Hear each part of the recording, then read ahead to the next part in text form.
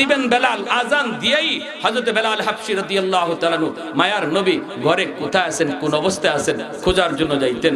আল্লাহ নবীর খাদেম ছিলেন, পার্সোনাল সেক্রেটারি ছিলেন, নবীর ঘরের দারওয়ান ছিলেন, নবীর মসজিদের মুয়াজ্জিন ছিলেন, সবই বেলালই ছিলেন। সুবহানাল্লাহ। জোরে আমার ভাইরা, বেলাল হাবশী নবীর সাথে যারাই দেখা করতো এদেরকে মেহমানদারি করতেন, এদেরকে মেহমানদারি করতেন। তো বেলাল হাবশী মেহমানদারি করতে যাইয়া তিনি কখনো কখনো মানুষের কাছ থেকে ধার আনতেন, ধার আনিয়া মেহমানদারি করতেন। এক পর্যায়ে এক লোকের কাছ থেকে ধার আনতে আনতে এত ধার বাইরে গেছে, এই লোকে একদিন হযরত বেলাল হাবশী আজান দিবেন, এখন আজান পরে দেও, আমার টাকা দেওয়া নেই। বেলাল হাবশী কো ভাই টাকা দিব না, আজানটা দিয়ে আল্লাহ এখন আজানও দিতে দিব না, আজান দিবা পরে টাকা দেওয়া নেই। বেলাল হাবশী রাদিয়াল্লাহু তাআলা কয় এটা কেমন কথা?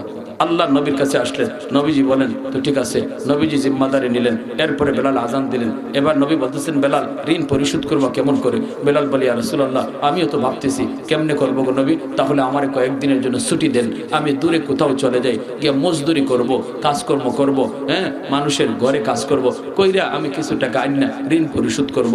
অথচ এই ঋণটা করছেন নবীর মেহমানদেরকে খাওয়ানোর জন্যই।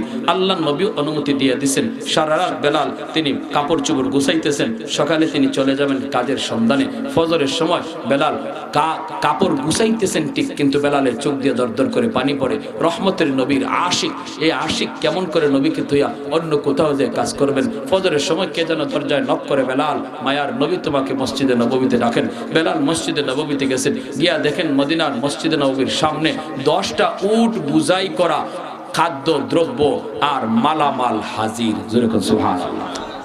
আল্লাহ নবীর কাছে বেলাল যায়, কই নবী গো কেন ডাক দিয়েছেন? নবী কই বেলাল তোমার ঋণের জিম্মাদার আল্লাহ নিজে হয়ে গেছেন। সুবহানাল্লাহ।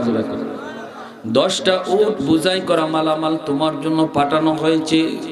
এ বেলাল এইগুলা তুমি লয়ে যাও, লয়ে তুমি ওই লোকের ঋণ পরিশোধ করো, অবশিষ্ট যা তাকে আবার মানুষের কাছে দান করো। সুবহানাল্লাহ। এই ভাইরা বন্ধুরা ফজরে আজান হয়ে গেল, বেলাল আজান দিয়ে দিলেন। ভাইরা বন্ধুরা এরপরে দেখা গেল, ভাইরা না একটা ঘটনা বলি, শুধু একটা ঘটনা বলি, এরপরে শেষ টানবো বয়ানের। ভাইরা বন্ধুরা রমজান মাস, সেহরির টাইম, সেহরির আগে মুয়াজ্জিন সাহেবরা বলে টাইম শেষ, টাইম শেষ, কয়নি না কয় না? 3টা বাজে, 3:30 বাজে, 4:40 বাজে, কয়নি না কয় না? তারপরে কয় আর 10 মিনিট বাকি, এরপরে কয় আর 5 মিনিট বাকি, এরপরে কয় আর টাইমই নেই, হয় না? তো হযরত বেলাল যখনই ভাবছেন, তিনি কইছেন টাইমই নাই, তখন তিনি মনে মনে ভাবতেছেন যে দেখি আমার নবী খায়া শেষ করছেন নি, সেহরি খায়া শেষ করছেন নি, আমি যে আজান দিমু আগে যায় দেখি আমার নবী খানা শেষ করছেন নি, সেহরি খাওয়া শেষ নি। বেলাল গেছেন, যায় দেখেন আল্লাহর নবী 3জন মেহমান নিয়ে সেহরি খাইতেছেন। বেলাল যায় বলতেছে ইয়া রাসূলুল্লাহ সেহরি টাইম শেষ। নবী চাইছেন, চাই বলেন আচ্ছা ঠিক আছে তুমি যাও। বেলাল গেলেন, ভাবছেন নবী তো খানা খায় শেষ করে ফেলছেন। একটু পরে তিনি আবার আসছেন, টেরি টাইম তো শেষ, আজান তো দিয়ে দিব, গিয়ে দেখি নবী এখনো খানা খায় শেষ করছেন নি। হযরত বেলাল আয়া দেখেন নবী এখনো খানা খাইতেছেন। বেলাল কই ইয়া রাসূলুল্লাহ ওগো নবীজি সেহরির টাইম শেষ।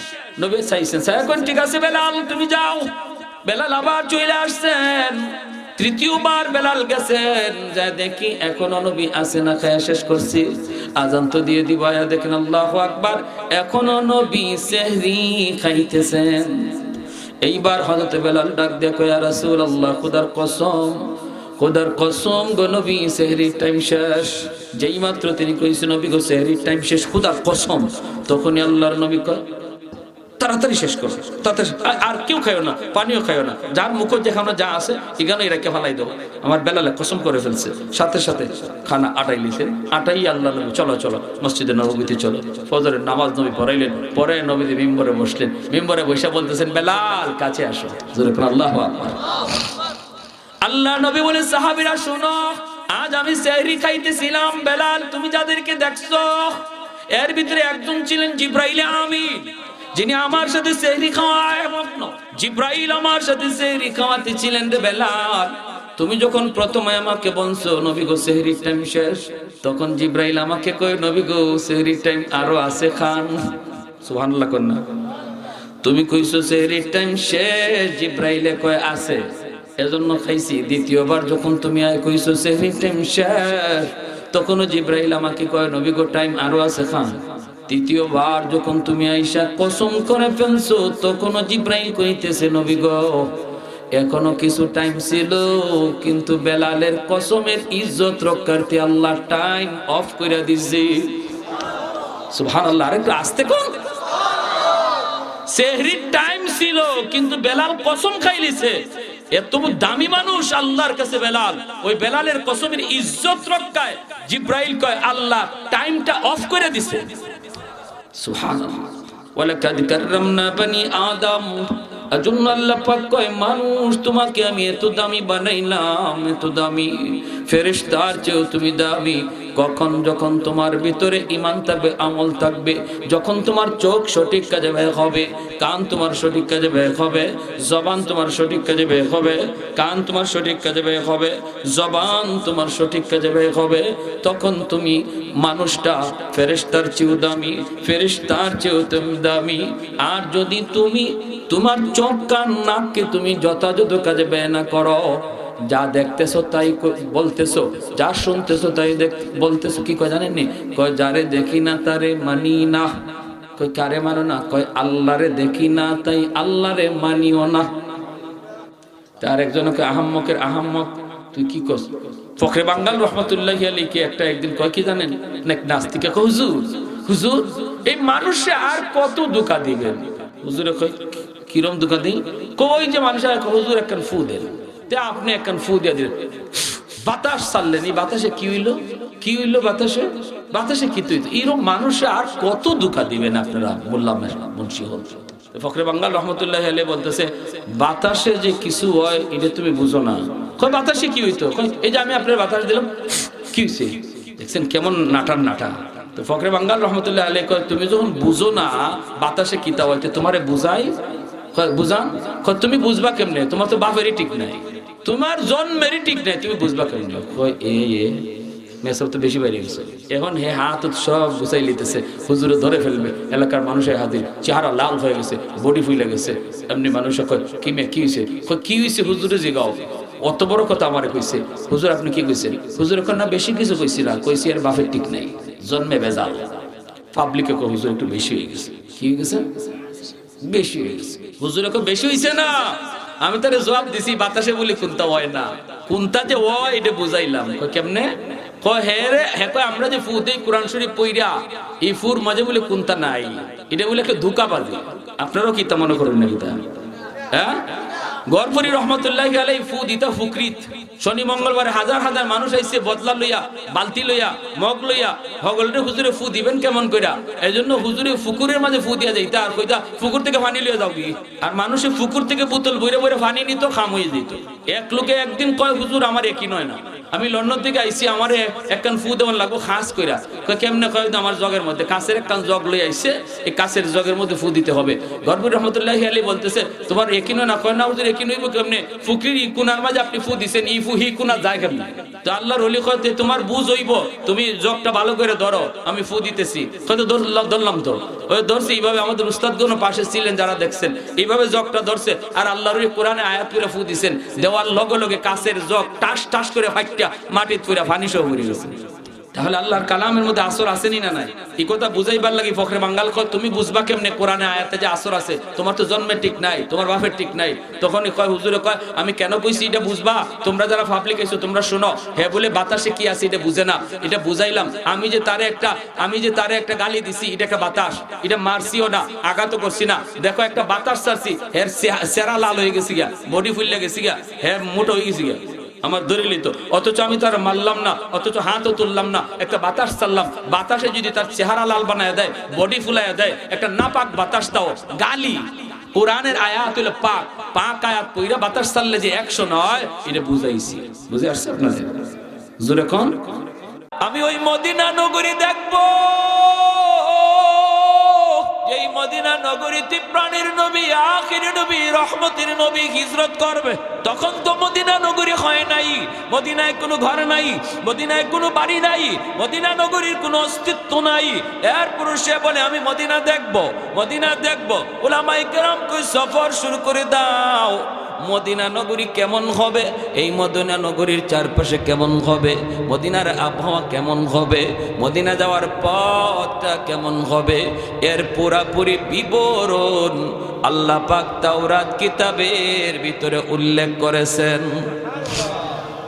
যেই পথ দিয়া তারা হাঁটতে শুরু করলো, সেই পথের কন্ডিশন উলামায়ে কেরাম তারা তাওরাত কিতাব পড়ে আর উল্টায়, আর তারা কন্ডিশন মিলাইতে মিলাইতে একটা রাস্তা তারা পেয়ে গেল।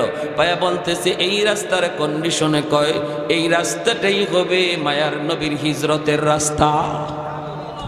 সুবহানাল্লাহ, জোরে কোন। আমার নবীর শুধু জীবনী আল্লাহ পাক আগের কিতাবে উল্লেখ করেছেন, বিষয়টা এমন নয়। এ যুবক, তোমার আমার নবীর কোন রাস্তা দিয়া নবী হিজরত করবে, রাস্তার ফাঁস কেমন হবে, রাস্তার দৈর্ঘ্য কেমন হবে, রাস্তার কন্ডিশন কেমন হবে, কতদূর সোজা যাবে, কতদূর বাঁকা যাবে, এই বিবরণটা পর্যন্ত আল্লাহ পাক আগেকার নবীদের কিতাবে আল্লাহ উল্লেখ করেছেন। সুবহানাল্লাহ, কত বড় নবী, কত বড় নবী।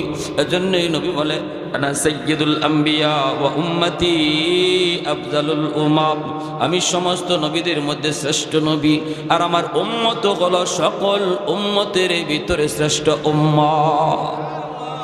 কষ্ট লাগে আজকে আমার জন্য, আজকে ওই নবীর উম্মতগুলি তারা নবীর আদর্শ ভুইলা, নবীর তরিকা ভুইলা, নবীর নমুনা চাইরা, নবীর রং ভুইলা অন্য রং আমদানি করে, অন্য কালচার আমদানি করে, নিজের সুরতটারে বিজাতীয়দের মতো প্রেজেন্ট করে, রিপ্রেজেন্ট করে।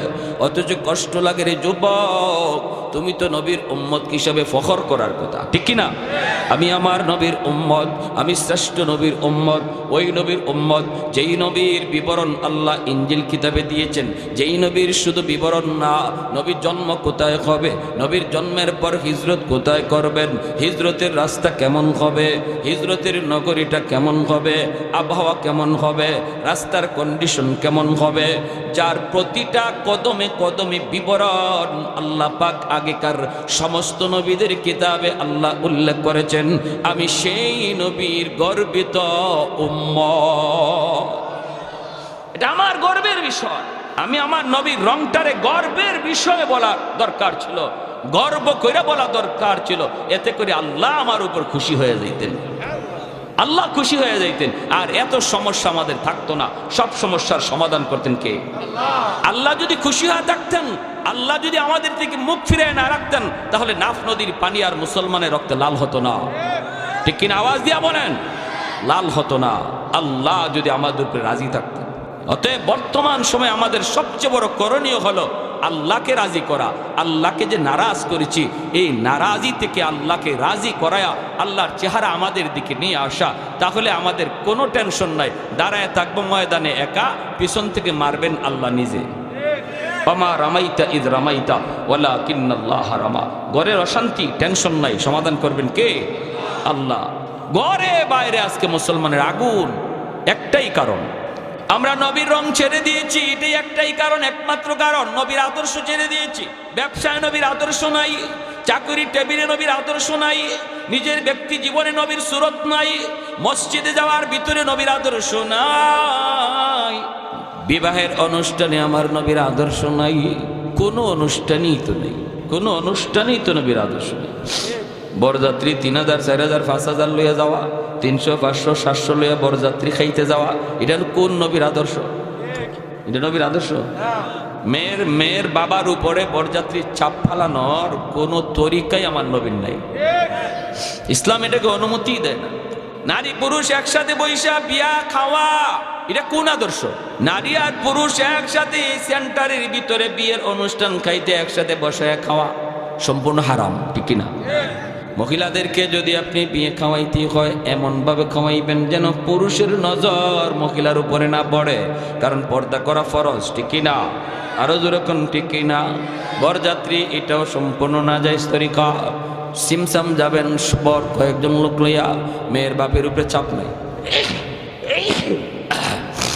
বলুন তো, বিয়ের মধ্যে যৌতুক নেওয়া এটা নবীর কত বড় আদর্শ? যৌতুক চিনেন? আপনাদের এলাকায় কি বলে যৌতুক? রে যৌতুক করে না, সিস্টেম ডাইরেক্ট যৌতুক খায় না, ঘুরাইয়া খায়, আছে না? নাই, ছেলের বাবা নিজে কয় না, বন্ধুরে দিয়ে কওয়ায়। হয় না, ছেলের বাবা তো কিছু চায় না, ছেলেও কিছু চায় না, তবে কিছু না দিলে কেমনে হয়? বর্তমান যুগে তো একটা পালসার মোটরসাইকেল লাগে, একটা কালার টিভি লাগে। ভাত এমনে খায় না, এমনে খায়। বুঝেননি কথা?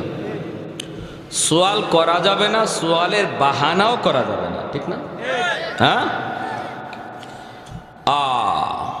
কোন জায়গাতেই আমরা দেখতেছি, ছোট হোক বড় হোক, কোন জায়গাতেই আমরা দেখতেছি আমার নবীর আদর্শ কি ছিল, এটা আমরা মুসলমান জানার চেষ্টাও করি না, মানিও না। আমাদের মতো হুজুররারে বসায় যদি চেয়ার টেবিলে বসায় যদি খাওয়াইতে চান আপনারা, তাহলে আপনারা যে কেমনে খান এটা আমাদের বুঝেই ধরে না। অনেক সময় বলি যে কেন চেয়ার টেবিলে বৈশা খাওয়া কি এটা নবীর সুন্নত তরিকা? দস্তরখানা বিষয়ে সমান জায়গায় খাওয়া। ওলামায়ে কেরামরাই যদি সাধারণ মানুষ চেয়ার টেবিলে বসে খাওয়াবার চিন্তা করে, তাহলে তারা যে দস্তরখানে বৈশা খানা খাইতে হয় মনে হয় এটা ভুলেই গেছে, এটা জানেই না। তাহলে আমাদের কোন জিনিসটা দেখে আল্লাহ বুঝবে যে তার এই কাজটা আমার নবীর মতো, অতএব তারে আমার বন্ধু বানানো যায়। আমার বন্ধুর নমুনা যেহেতু পাওয়া গেছে, তারে বন্ধু বানানো যায়, আমি তার পাশে থাকবো। আমাদের জীবনে এমন কোন আমলটা আছে যেটা আমরা আল্লাহরে দেখাবো? বলেন কোনটা দেখাবো? তাহলে কেন এত চিল্লাচিল্লি করে আল্লাহ কই তুমি, কই তুমি? মাইরা তো আমারে শেষ করে ফেলাইতেছে, আমার রক্তে তো জমি লাল হয়ে যাইতেছে। আল্লাহ তোমারে আমি মানি, তুমি কই, কই তুমি কই? আল্লাহ তো আছে ঠিকই, কিন্তু চায় না। একটা উদাহরণ দেই, দুই বন্ধু, খুব ঘনিষ্ঠ বন্ধু, একজন আরেকজনের ছাড়া চলে না, খায় না, ঘুমায় না। এখন এই এলাকায় একজন ভালো বক্তা আসছেন, ইনি বয়ান করবেন। তো ওই অবস্থার মধ্যে এক বন্ধু অসুস্থ, সে বলতেছে দোস্ত আমি অসুস্থ, আমি যাইতে পারি না। দোস্ত এক কাজ করো, তুমি হুজুরে ওয়াজটা রেকর্ড করে আইনো মোবাইলে, আমি তোমার এমবির টাকা দিয়ে দিতেছি, নাও তোমাকে এমবির টাকা দিলাম, যাতায়াত খরচ, আসা যাওয়ার খরচ পাবো 500 টাকা দিলাম, তুমি যাতায়াত খরচ দিয়া ওয়াজ রেকর্ড কইরাও তোমার টাকা থাকবে, যা মন চায় তুমি খাইও। 500 টাকা পুঁজি দিয়ে দোস্ততারে পাঠাইছে মাহফিলে গিয়ে ওয়াজ রেকর্ড করার জন্য। বুঝে আসছে? হেই 500 টাকা পকেটে নিয়ে রওনা দিছে, মাহফিলে আসবে। রাস্তায় পাওয়া গেছে তার পুরাতন বান্ধবী সকিনা। সকিনায় পাইয়েই যখন চোখের ইশারা দিয়া বইছে আর কয় কি ব্যাপার এতদিন পরে দেখা, হের তো কলিজায় মুচড় দিয়ে উঠছে। সাথে সাথে রিক্সা থেকে নামলো, নেমে পাশে গিয়ে রঙ্গের আলাপ ঢঙ্গের আলাপ শুরু হয়েছে, পুরাতন কত কিচ্ছা কাহিনী। এদিকে ওয়াজ শুরু হইয়া হুজুরে বয়ান শেষ, এর খবরই নেই। হঠাৎ করে সকিনায় কয় কি খবর, কিছু খাওয়াইবা না, এতদিন পরে দেখা? কয় হ্যাঁ মিষ্টি নিয়ে আসতেছি। কয় টাকা কই? কয় টাকা আছে পকেটে 500।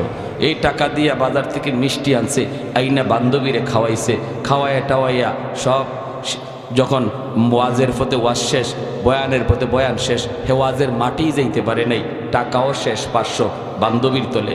এরপরের দিন বন্ধু যখন দেখা হয়েছে, বন্ধু কেছে দোস্ত আমার ওয়াজটা দাও। কয় দোস্ত ইন্না লিল্লাহ, আমি তো ওয়াজের মাঠেই যেতে পারি নাই। কেন? কার কইও না, আমার বান্ধবী লাগাল পেয়ে গেছিল। কয় তারপরে? কয় বান্ধবী পাইছে, বান্ধবীর মিষ্টি মাছটা খাওয়াইলাম তোমার টাকা দিয়া। বন্ধু কি তার উপরে খুশি হয়েছে না বেজার? খালি বেজার না বেশি বেজার? কি কইতেছে শুনবেন? কইতেছে দোস্ত তুই তোর বান্ধবীর সাথে কথা কইলি কইতি, কিন্তু আমার মূল ডিউটিটা তুই ঠিক রাখতি। ডিউটি ছিল ওয়াজ রেকর্ড করা, তুই ওয়াজটা রেকর্ড করতি, পুঁজি দিলাম আমি, আমার পুঁজি দিয়ে তুই গেলি, আমার পুঁজি দিয়ে আসলি, মাঝখানে আমার ডিউটি পালন করলি না, বান্ধবীর তালে পইরা আমার পুঁজি ব্যয় করে দিলি। ঠিক আছে নে, এতটা যখন তুই আমার সাথে করলি, আজ থেকে তোর সাথে আমার কোনো বন্ধুত্ব নাই, তুই তোর পথে চল, আমি আমার পথে চলি। পরের দিনই বাজারে তার দুস্তরে কয়েকজনে ধরে পিটাইতেছে, আর একজনে কয় কেউ সারা জীবন দেখলাম দুস্তরে কেউ কথা বলতে পারে না, তুমি সবার আগে থেকে উপরে বলো যে আমারে মার, এরপরে আমার দুস্তরে আঘাত কর। আজকে তোমার সামনে দুস্তরে পিটাইতেছে, তুমি যে তার কাছে যাও না, তারে বাঁচাও না? কয় না, আর বাঁচাবাঁচি নাই, এখন যা খাইবার মন চায় আরো খাক। এতদিন মায়ের নিজের গায়ে নিছে, এখন কয় মায়ের আরো খাক, আরো খাওয়া দরকার। এমনটা বলতেছে কেন?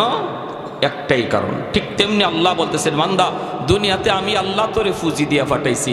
এই হাতটা আমার দেওয়া ফুজি, চোখটা আমার দেওয়া পুঁজি, পাটা আমার দেওয়া পুঁজি, এই সুস্থ বিবেকটা আমি আল্লাহর দেওয়া পুঁজি। এই পুঁজিটা দিয়ে আমি তোরে পাঠাইছি একটা ডিউটি পালন করার জন্য। সেটা হলো দুনিয়ার প্রতিটা কাজ আমার নবীর রঙে করার চেষ্টা করো, আমার নবীর মতো করার চেষ্টা করো, যদ্দূর পারো করার চেষ্টা করো, আমার হুকুমটা মাইনা চলো। এটা হলো তোমার ডিউটি। এখন দেখা যায় আমার মূল ডিউটি বাদ দিয়া আমার দেওয়া পুঁজি তুমি তোমার মন মতো খরচ করতেছো, তুমি তোমার মন মতো খরচ করতেছো। বান্ধবীর তলে, সকিনার তলে, দুনিয়ার রং তামাশার তলে এই পুঁজি চোখ ব্যয় করো। আমার দেওয়া পুঁজি হাত ব্যয় করো, আমার দেওয়া পুঁজি পা ব্যয় করো, আমার দেওয়া পুঁজি জেহেন ব্যয় করো। ঠিক আছে নাও? আমার পুঁজি দিয়া যখন ডিউটি করো আরেকজনের, আজ থেকে আমিও তোমার সাথে বন্ধুত্ব ভুলে গেলাম। তুমি তোমার পথে চলো, আমি আল্লাহ আমার পথে। এইবার আমরা মায়ের খাই, আল্লাহ দেখতেছে। যেই আল্লাহ বদরে নিজে মায়ের ফিরাইছে, নিজে মায়ের দিছে, মুসলমান দাঁড়ায় ছিল মাত্র একশনে গেছে আল্লাহ। ওই আল্লাহ আজ আমাদের দিকে তাকায় না, অন্যদিকে তাকায় কয় মায়ের আরো খাও, কারণ আমি আল্লাহর কলিজায় আঘাত দিয়ে দিছি। আরে হাতরি একমাত্র কারণ এটা আজকে আমাদের মায়ের খাওয়া। রাসূল করিম সাল্লাল্লাহু আলাইহি ওয়াসাল্লাম কোন রাস্তা দিয়ে হিজরত করেছেন সেই রাস্তাটা উলামায়ে কেরাম পাইয়া গেলেন। এইবার উলামায়ে কেরাম বলতেছে এই রাস্তা ধরে সামনের দিকে আগাও। সামনের দিকে আগাইতে আগাইতে তারা মদিনা নগরীর কন্ডিশন পেয়ে গেলেন। এমন একটা জায়গার মধ্যে তারা যায় পৌঁছলেন, চতুর্দিকে তারা তাকায় তাকায় তাকায় তারা বুঝে গেছে এই জায়গাটাই হবে একসময় মদিনা নগরী। আল্লাহু আকবার। এই জায়গাটাই হবে মদিনা নগরী। চতুর্দিকে পাহাড়ের কন্ডিশন, আবহাওয়ার কন্ডিশন সব কিছু অবজার্ভ করে তারা বুঝে গেছেন তাওরাত কিতাবের ভিতরে যেই নগরীর কথা আল্লাহ পাক উল্লেখ করেছেন এই সেই মদিনা নগরী। মদিনা নগরী সন্ধান পাইয়া 400 জন আলেম তারা ডাক দিয়া কয় বাদশাহ জাহাপনা, আমরা মদিনা শরীফের সন্ধান পেয়ে গেছি। এই জায়গাটাই হবে মদিনা, এই জায়গাতেই মায়ার নবী হিজরত করবেন। শুধু তা না, এই মদিনা শরীফেই মায়ার নবী, আখিরি নবী, রহমতের নবী, এই শহরেই তিনি চিরনিদ্রায় শুয়ে থাকবেন। মক্কা তার জন্মভূমি, কিন্তু তার রওজা মক্কায় হবে না, রওজা শরীফ হবে মদিনায়। মদিনার মানুষের সাথেই আখিরি নবী শুয়ে থাকবেন। অতএব আমরা 400 জন আলেম আমরা সিদ্ধান্ত নিয়েছি আমরাও আর ইয়ামেন ফিরে যাব না। নবী যেই দেশে শুইবেন ওই জায়গায় আমরাও আমাদের কবর বানাতে চাই। আমরা ইয়ামেন যাব না, ইয়ামেন যাব না, আমরা এই এলাকায় থেকে যাব, এখানেই আমাদের কবর হবে। আমাদের কবরের উপরের পাশ দিয়ে মায়ার নবী হাইটা যাবে, তার পায়ের ধুলাবালিতে আমাদের কবর ধন্য হবে। বাদশাহ কই তাহলে আমি তোমাদের জন্য 400টা বাড়ি বানায় দেয়া গেলাম, 400টা ঘর তোমাদের জন্য বানায় দিলাম। আরেকটা ঘর বাদশাহ মনের মাধুরী দিয়া বানাইল। উলামায়ে কেরাম কয় এই ঘরটা তুমি কার জন্য বানাও? কয় আমি এই ঘরটা বানাইতেছি কার জন্য সেটা চিঠিতে লিখে যাব। আমার মায়ার নবী যখন হিজরত করে মদিনায় আসবেন ওই দিন মদিনায় নবীর কোনো ঘর থাকবে না। আমি নবীর জন্য জন্মের 1000 বছর আগে মদিনায় ঘর বানায়া গেলাম। এই ঘরের তালা লাগাইয়া, তালার চাবিটা আমি সবের হাতে দিয়া আর একটা চিঠি লেখা বাদশাহ ইয়ামেন চলে যায়। 1000 বছর পরে যখন আমার রহমতের নবী দুনিয়ায় আগমন করেন, নবী 40 বছর বয়সে দাওয়াতের কাজ দেন। মক্কার মানুষ মায়ার নবীকে জন্মভূমিতে থাকতে দিল না। নবী হিজরত করে মদিনার দিকে রওনা দেন। ওই অবস্থায় নবী যখন ভাইরা বন্ধুরা মসজিদে কুবা, ওই কুবা এলাকায় মায়ার নবী অবস্থান করেন।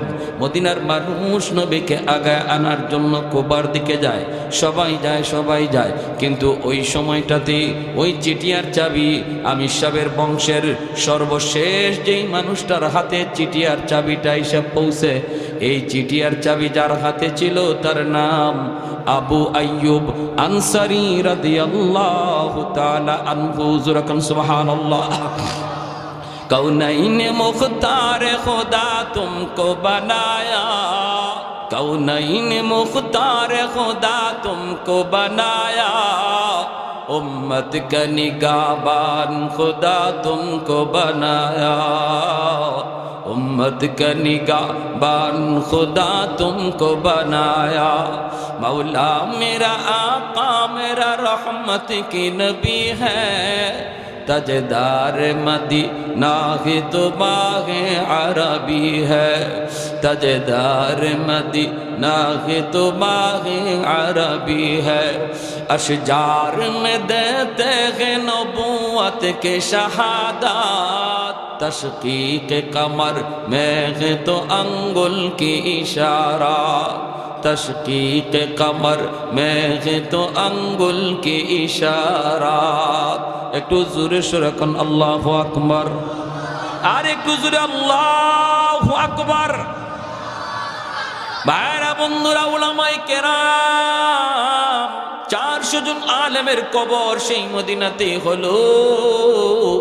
আমির সাহেবের বংশের যেই মানুষটা মায়ার নবী যখন মদিনায় হিজরত করেন, ওই দিনেই চিঠিয়ার চাবি যার হাতে তিনি হলেন আবু আইয়ুব আনসারী রাদিয়াল্লাহু তাআলা আনহু। আল্লাহর নবী কুবা এলাকায়, মদিনার মানুষ আমার নবীকে আগায় আনার জন্য যাইতেছে, কিন্তু আবু আইয়ুব আনসারী ইনি যায় না, ইনি শুধু ওই ঘরটারে পরিষ্কার করে, ওই ঘরটারে আদর করে, ওই ঘরটারে মালিশ করে। মদিনার মানুষেরা কইরে আবু আইয়ুব, আমরা মায়ার নবীকে আগায়া আনতে কুবা এলাকায় যাইতেছি, তুমি কি আমাদের সাথে কুবায় যাবা না? আবু আইয়ুব কই, আমার যাওয়া লাগবে না, আমার কাছে মায়ার নবীর একটা আমানত আছে। আমার মন বলে নবী আমার খোঁজে এখানে আসবে, ওই আমানতের খবর হয়তো অবশ্যই আল্লাহ তার হাবিবকে জানায় দিবে। অতএব নবী তার আমানতের বস্তু নেওয়ার জন্য আমার কাছে আসবে। ঠিকই মদিনার মানুষ কুবা এলাকায় যে আমার মায়ের নবীর কয়, নবী গো আপনি আমার বাড়িতে উঠেন, ওগো নবী যে আপনি আমার বাড়িতে আসেন, আমার অনেক ঘর আছে, আমার অনেক বাড়ি আছে। আল্লাহর নবী কয়, আমি কার বাড়িতে যাব, কোথায় যায় উঠবো আমি জানি না, জানেন আমার আল্লাহ জানে আমার উটনি। এই বইলা মায়ার নবী উটনির পিঠে উঠে গেলেন, আল্লাহর ইশারায় উটনি চলতেছে।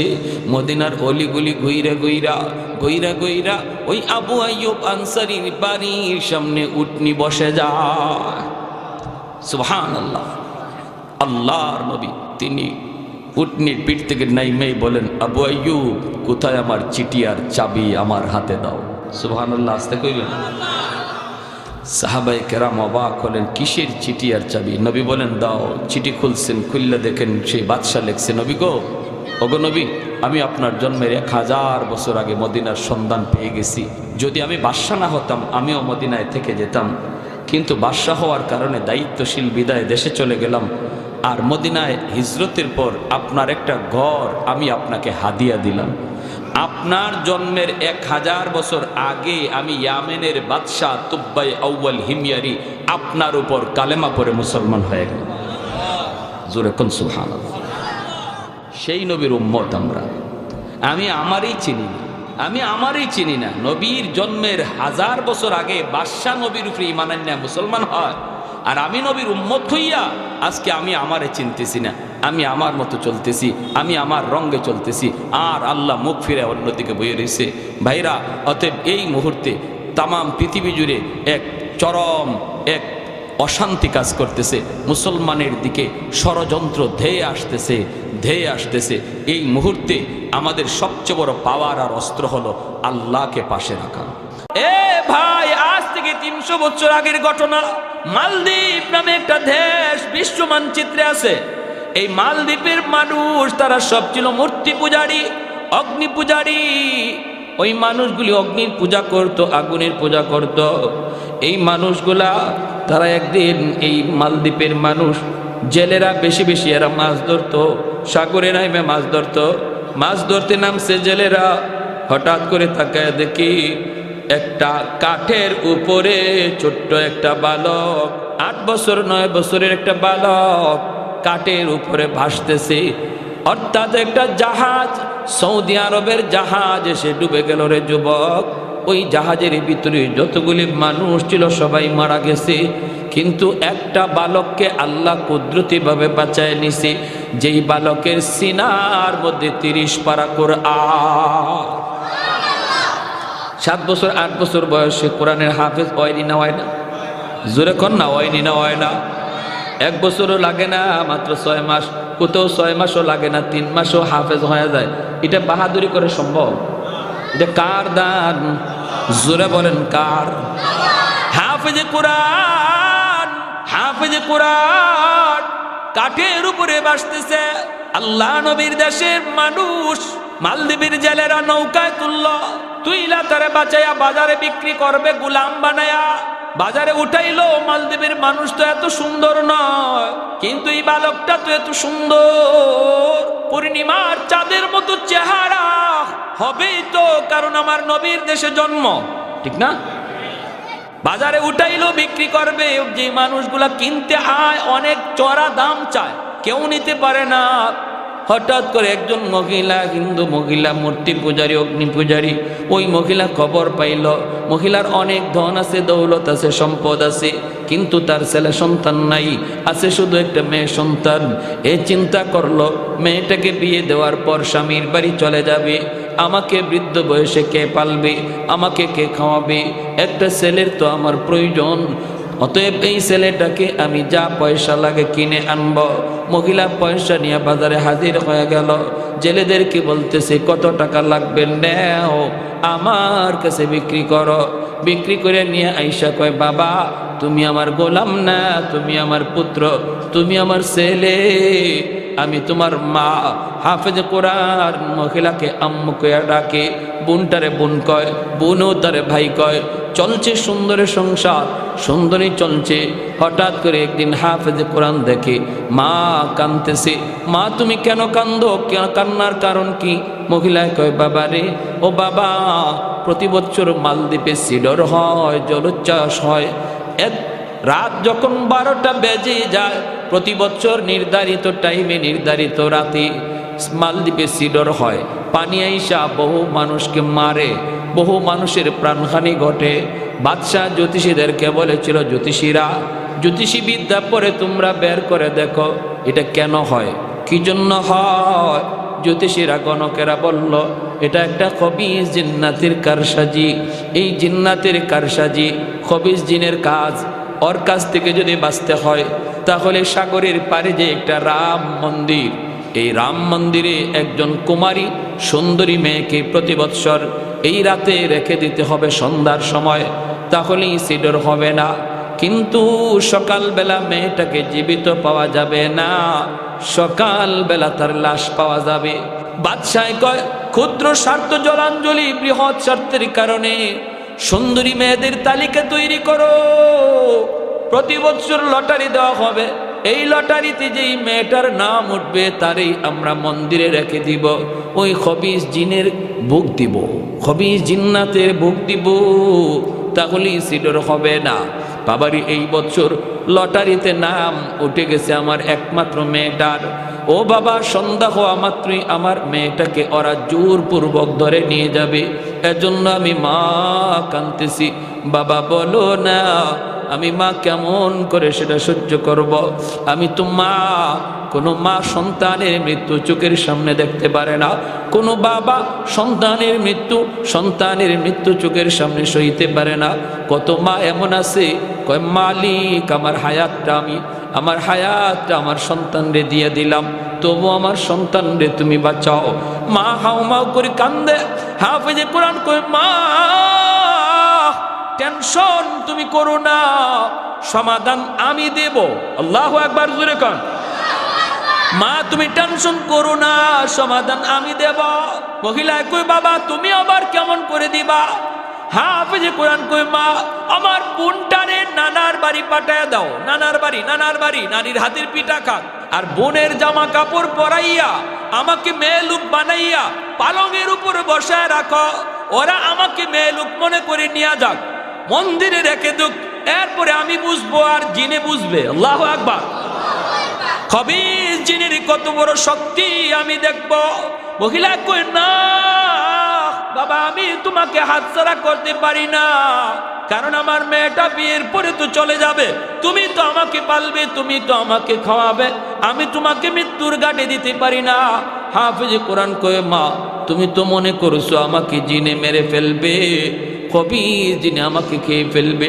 কিন্তু মা গো তুমি জানো না আমার সিনার মধ্যে আল্লাহ কি রেখে দিয়েছে।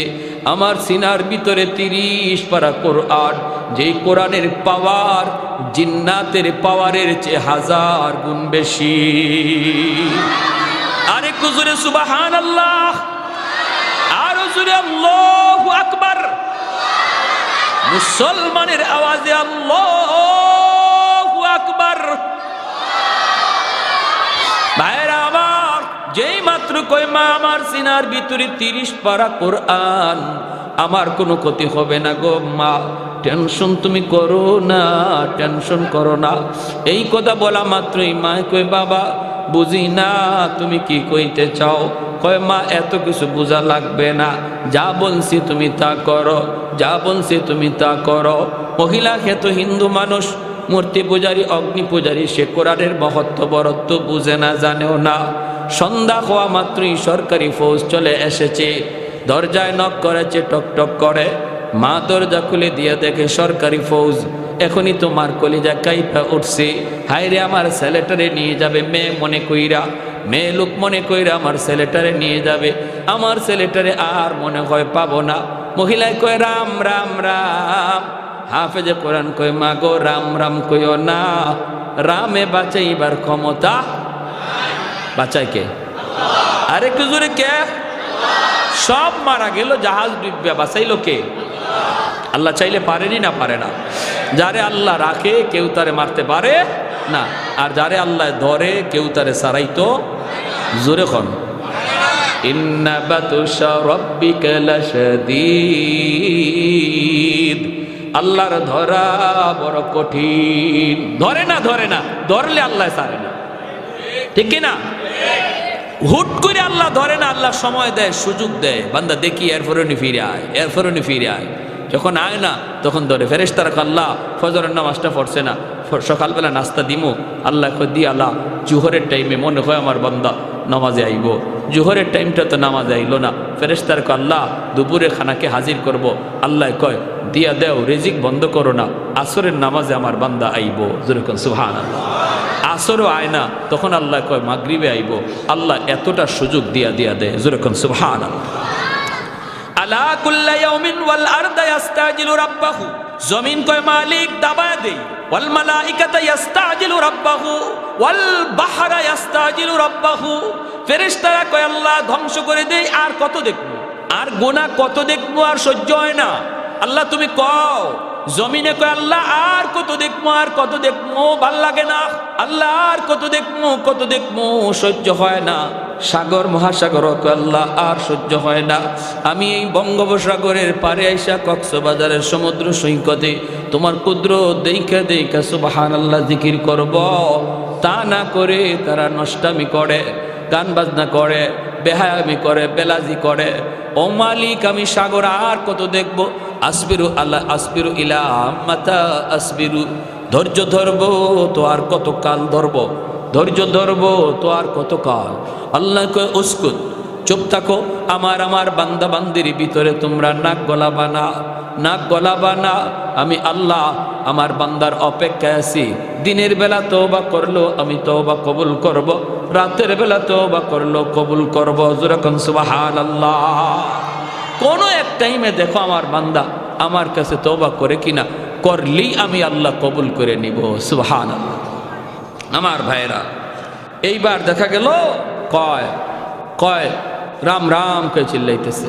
এখন হাফেজ কোরআন কয় আল্লাহরে ডাকো, রাম হবে না। রাম রামে এরা তো ভগবান কইতে দেরি লাগে, ভগবান বানাইতে দেরি হয় না। বট গাছও ভগবান, গঙ্গা নদীও ভগবান, গাইও ভগবান, বট গাছও ভগবান, তুলসী গাছও ভগবান। আল্লাহ নবী বাইতুল্লাহর ভিতরে মূর্তি পাইছেন 360টা। মূর্তি আসিল বাইতুল্লাহ কয়টা? 360টা। বর্তমানে দেবতা হইল কয় কোটি? বা 33 কোটি দেবতা হইছে। কতটা? 360 আসিল দেবতা, বর্তমানে চলছে 33 কোটি দেবতা। এটা যে আরো কত কোটি যায়, কারণ অবাক কিছু দেখলেই, আশ্চর্যের কিছু দেখলেই ভগবান বানাইতে দেরি হয় না। বট গাছ বয়স কত? 100 বছর, কত ইডুই ভগবান। গাই ওরে আল্লাহ দুধ দে, উলান কাটলে দুধ পাওয়া যায় না, তে ভগবান এটাই। তুলসী গাছ কয় এটা কেন লাগে ভগবান, কয় এটা খাইলে, এটার পাতা খাইলে কাশ কমে যায়, তে এটাই ভগবান। হয়েছে নি কাম হয়েছে। উসমান হারুনি ইনি গেছেন খাদেম লইয়া, শীতের দিন প্রচণ্ড শীত, উনি অজু করবে, ওই অবস্থায় দেখতেছে কি যে পানিটা, অজুর পানিটা একটু গরম করবে উসমান হারুনি। তো খাদেমকে বলতেছে বাবা দেখতো একটু আগুন নি পাওয়া যায়, আমি একটু অজুর পানিটা গরম করব। তো খাদেম যায় পাইছে আগুন, কিন্তু আগুনের পাশে মানুষজন আগুনের পূজা করে। উনি গিয়া কয় ভাই একটু আগুন দিবা? ওই লোকগুলা কয় না, আমরা আগুনের পূজা করি, আমরা কোনো মুসলমানরে আগুন দিতে পারি না। খাদেম আইসা কয় হুজুর এরা আগুন দিবে না কেন? কয় ওরা আগুনের পূজা করে, এজন্য আগুন আমাগরে দিবে না। উসমান হারুনি তিনি খাজা মঈনুদ্দিন চিশতি রহমতুল্লাহি আলাইহির উস্তাদ, তিনি চলে গেছেন, গিয়া বলতেছে ভাই একটু আগুন দাও না। কয় না বললাম তো দিব না। কেন? কয় আমরা আগুনের পূজা করি। কেন? কয় আগুনের পূজা করি এজন্য আমাদের বাপ দাদাও করছে। কেন করছে? কয় যা শুনছি আগুনের পূজা করলে মরণের পরে আগুন জ্বালাবে না, আগুনে একটু মায়া করবে, এজন্য আমরা দুনিয়াতে আগুনের পূজা করি। উসমান হারুনিকে ভালো কথা, মরার পরে যদি আগুনে তোমাদেরকে মায়া করে পূজা করলে, তাহলে তো পূজা করতায় আরও বেশি করে করো, তবে একটু টেস্ট করে দেখো না তোমাদের পূজা এই মূর্তি কবুল করতেছে কি না করতেছে না, সে কি তোমাদের পূজার উপরে সন্তুষ্ট না অসন্তুষ্ট, এটা একটু টেস্ট করে দেখো। দুনিয়াতে মূর্তি পূজারীরা কয়, আগুন পূজারীরা কয় এটা আবার কেমনে? উসমান হারুনি কয় আঙ্গুলটা আগুনের মধ্যে দিয়া দেখো আঙ্গুল জ্বালায় কিনা, যদি আঙ্গুলটা না জ্বালায় তাহলে বুঝবা তোমাদের উপরে আগুন সন্তুষ্ট, মরণের পরেও জ্বালাবে না। আর যদি দুনিয়াতে আঙ্গুল জ্বালায় তাহলে বুঝবা এই পূজায় কাম হইতেছে না, মরার পরে আঙ্গুল না খালি পুরা বডি জ্বালায় সার করব। এই অগ্নি পূজারীরা কই রে মৌলবী তো বড় চালাকরি, আইসা আমার করে আগুন দিয়ে জ্বালাইতো। কয় মেয়ে আগুনের অভ্যাসই তো জ্বালানো, আগুনের মধ্যে যা দেয় তাই তো জ্বলে, আগুনের স্বভাবটাই তো জ্বালানো। উসমান হারুনি কয় না, আগুনের স্বভাব জ্বালানি না, আগুন তার মালিকের কথায় চলে, মালিক যদি ইশারা দেয় জ্বালায়, যদি ইশারা না দেয় জ্বালায় না। এজন্য ইব্রাহিম খলিলকে জানায় নাই, মুসা কালিমুল্লাহকে তুর পাহাড়ে জ্বালায় নাই। অগ্নি পূজারীরা কয় মিয়া মুসা ইব্রাহিম বুঝি না, তুমি কিছু পারবাইনি দেখাও, আমরা যা দেখি আগুনে জ্বালায় না, আগুনে জ্বালায়। উসমান হারুনি কয় তাহলে দেখবা, এই বইলেই ছোট্ট একটা বাচ্চারে টাস করে কুলে নিয়া একটা লাভ দিয়া আল্লাহু আকবার কইয়া আগুনের ভিতরে চলে গেছে। মূর্তি পূজারীর দল একজন আরেকজনরে কয় রাম রাম রাম রাম রাম, কয় মৌলবী মরছে মরুক, কিন্তু আমাদের ছোট বাচ্চাটার কি দোষ ছিল? ওলালুয়া তো একটা লাগতেছে। উসমান হারুনি আগুনের ভিতরে, ওরা চিল্লাইতেছে, চিল্লায় নিজের বাচ্চার লাগে, উসমান হারুনি লাগে না, উনি জ্বলছে জ্বলুক, বাচ্চাটারে জ্বলে গেছে। হঠাৎ করে তাকায় দেখে আগুনের ভিতরে উসমান হারুনি ছোট বাচ্চাটারে চুমা খায়, আদর করে আগুন আগুনের মতো কইরা লাফায়। আল্লাহর ওলিয়ার বাচ্চাটার গায়ে আগুন লাগে না। আবার তিনি আগুনের ভিতর থেকে বেশ কিছুক্ষণ সময় কাটাইয়া আল্লাহু আকবার বলে তিনি বের হয়ে আসলেন। এইবার অগ্নি পূজারীরা কয় হায় হায় হায়, এতদিন যাবত আমরা কারে ভগবান কই, আগুন তো ভগবান না, আগুনের চেয়ে বড় ভগবান হলো যারে আগুন জ্বালাইছে না। ওই বুঝছেন ভগবান কেমনে বাড়ায় দেখে। এখন উসমান হারুনির সেজদা দেওয়া শুরু করছে, কয় আপনিই ভগবান, আগুনে আপনারা জ্বালাইছেন আপনি। উসমান হারুনি লাঠি লইয়া, জাহিলের জাহিল, তোমরা তো দেখলেই ভগবান কইতে দেরি। আরে আমারে যে আগুন জ্বালাইছে না, এটা আমার কোনো কৃতিত্ব আর বাহাদুরি না। আমি যেই মালিককে মালিক কইয়া ডাকি, আমি যেই মালিকের পূজা করি, গুণগান গাই, এই মালিকের যদি ইবাদত বন্দেগী তোমরা করো আর তারে চিনো আর তারে মানো, তাহলে আগুন তোমরারেও জ্বালাবে না, সাথে সাথে সব কালেমা পরে মুসলমান হয়ে গেল। ভাইয়েরা আমার, মহিলায় কয় রাম রাম, হাফেজে কোরআন কয় না, চিল্লায় না। এরপরে সরকারি ফৌজগুলি ভিতরে ঢুইকা চেহারা দেখা কয় হায় রে এত সুন্দর মেয়েটা, আজ আমরা এই মেয়েটাকে জিন্নাতের ভুক বানাবো, রাম মন্দিরে রেখে দিব। হায় হায় হায়, হাফেজে কোরআনকে নিতে চায়। ভাইয়েরা বন্ধুরা, সে বলতেছে আমাকে ধরা লাগবে না, আমাকে টান দিতে হবে না, জোর জবরদস্তি করতে হবে না, আমি নিজেই মন্দিরে যাব।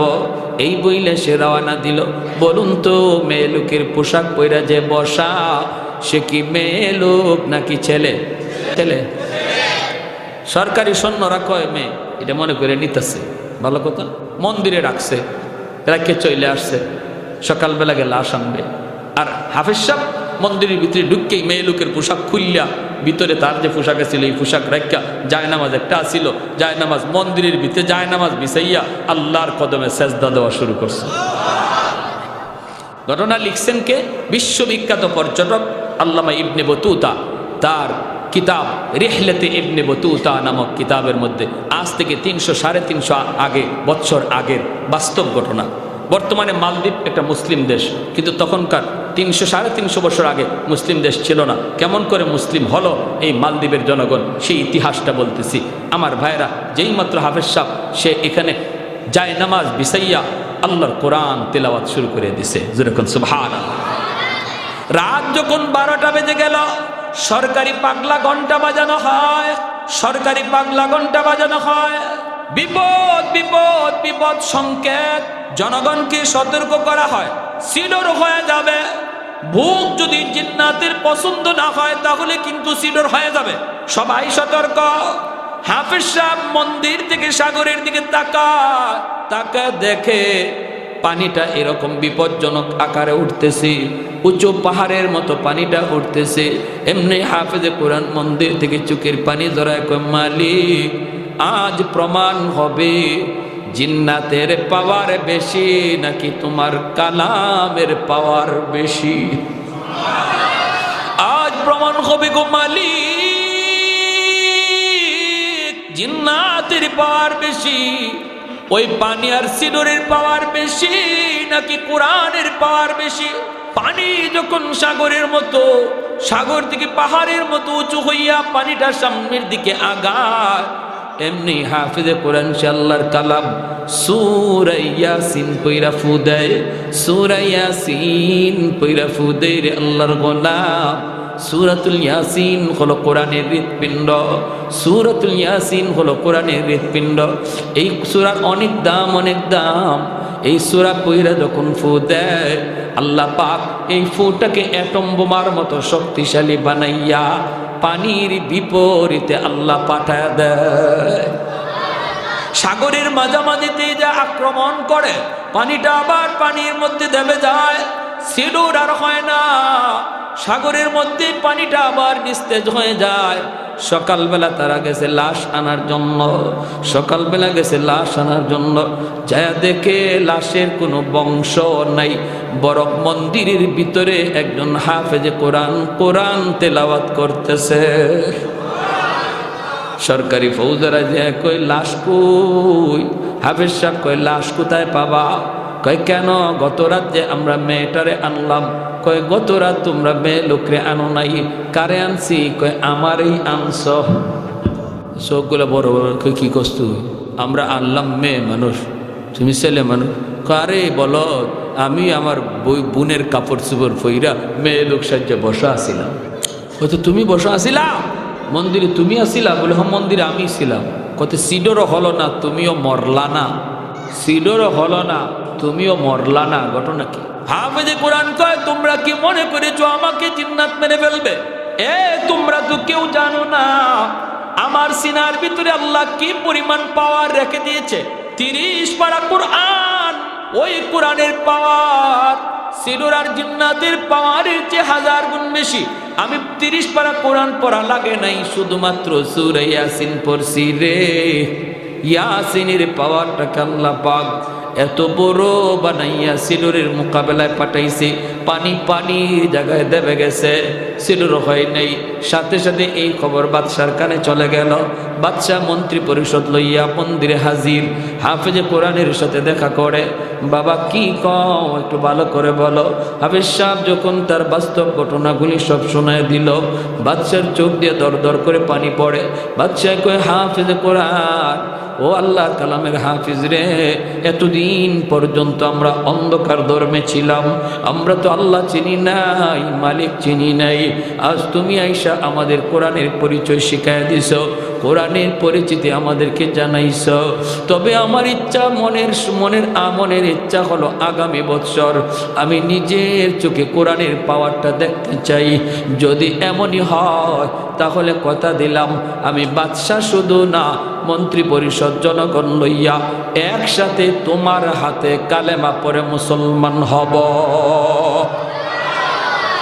আগামী বছর এই দিনে আবারও তারে মন্দিরে রেখে দেওয়া হয়, সিডর হবে, আবারও সে এরকম কোরআন পয়রা ফু দেয়।